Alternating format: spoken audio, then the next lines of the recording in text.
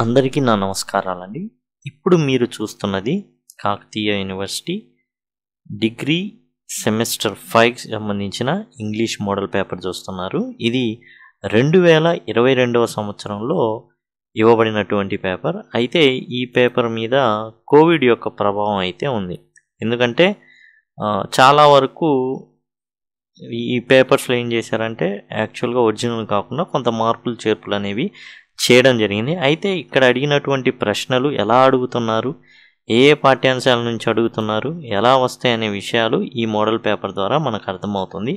టోటల్గా 8 ప్రశ్నలు ఇవ్వడం జరిగింది. పేపర్ వచ్చేసి 60 మార్కులకి ఇవ్వడం జరిగింది. ఇందులో ఈ 8 ప్రశ్నల్లో 4 ప్రశ్నలు ఏవేని 4 ప్రశ్నలకి సమాధానం రాయాల్సి ఉంటుంది. 4 15లు 60 మార్కులుగా ఇవ్వబడ్డాయి. అయితే ఇదే పేపర్ అనేది ఇంకా కొనసాగుతుందా అనేది ప్రస్తుతానికైతే తెలియదు.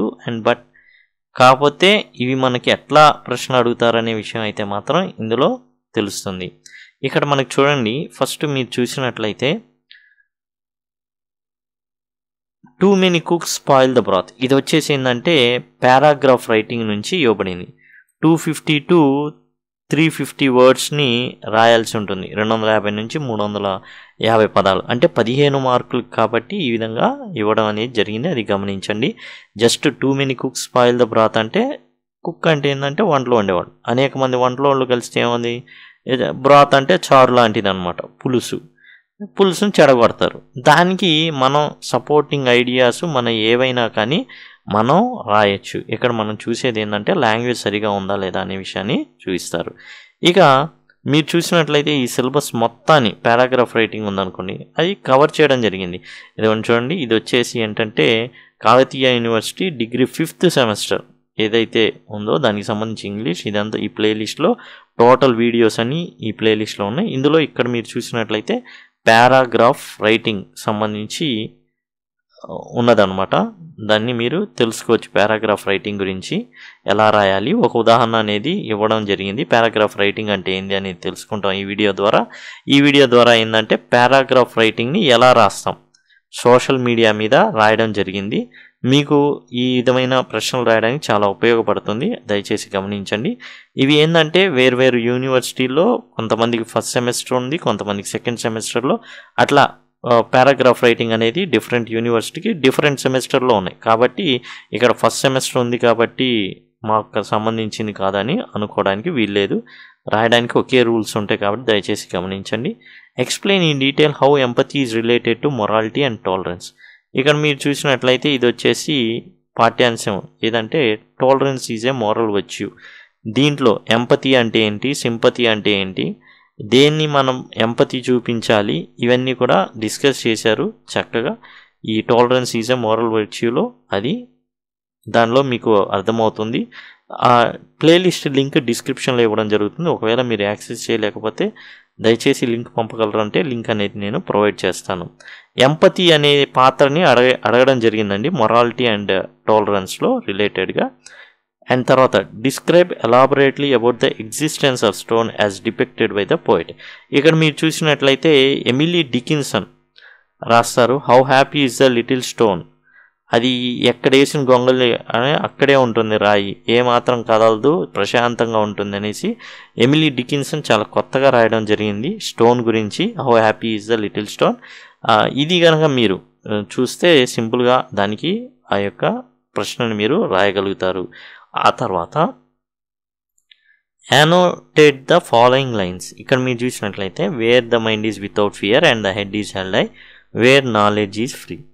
ఈ యొక్క పోయం లైన్స్ ఏవైతే ఉన్నాయో వాటిని తీసుకొని మనం ఇంట్రడక్షన్ ముందు రవీంద్రనాథ్ ఠాగూర్ గురించి రాస్తాం. ఆ తర్వాత కాంటెక్స్ట్ ఏంది అంటే సందర్భం, ఏ సందర్భంలో ఆయన చెప్పడం జరిగింది. ఆ తర్వాత ఎక్స్ప్లెయిన్ చేస్తాం. చివరిలో కంక్లూజన్ అనేది మనం రాయడం జరుగుతుంది. ఆ విధంగా సందర్భ సహిత వ్యాఖ్యలు అనేది రాయాల్సిన అయితే అవసరం ఉంది.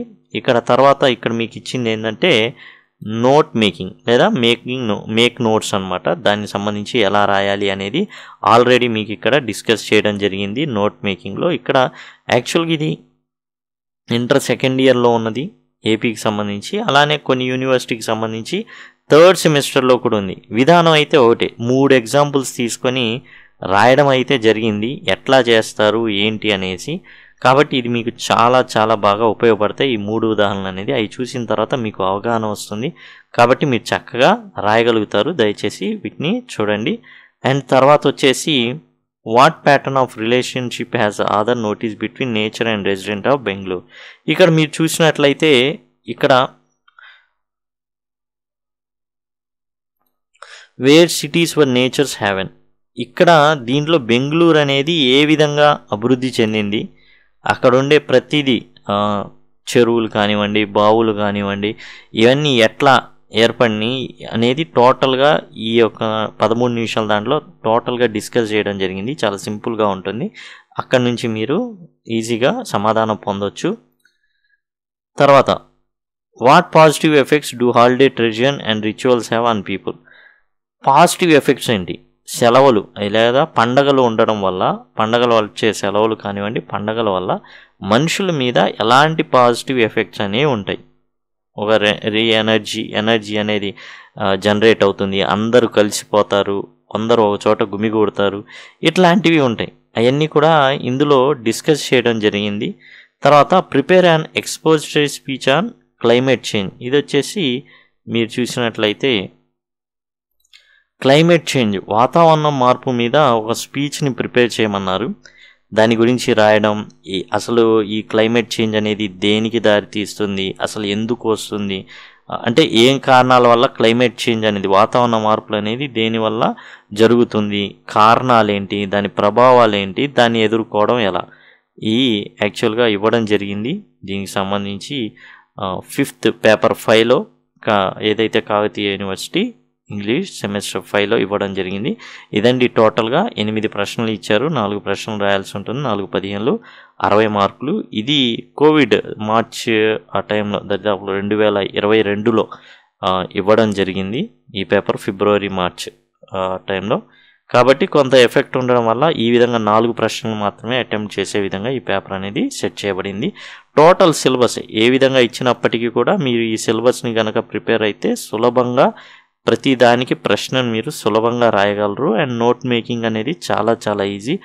మీకు ఈ 3 ఉదాహరణలు కనుక చూసినట్లయితే చాలా సింపుల్గా చేస్తారు. కాబట్టి దయచేసి ఈ వీడియోస్ని కేవలం గంటలోనే మీ ప్రిపరేషన్ మొత్తం కంప్లీట్ చేయొచ్చు సెమ్ 5 ఇంగ్లీష్ అనేది. కాబట్టి ఇది డిస్క్రిప్షన్లో లింక్ ఉంటుందండి. ఇప్పటికే మీకు కార్డ్స్ వచ్చి ఉంటాయి, ఇప్పుడు ఒక 5 సెకండ్లో ఎండ్ కార్డ్స్ అనేవి ఉంటాయి. ఆ ఎండ్ కార్డ్స్ ద్వారా పూర్తిగా మీ సిలబస్ మొత్తాన్ని మీరు కవర్ చేయొచ్చు. Thanks a lot.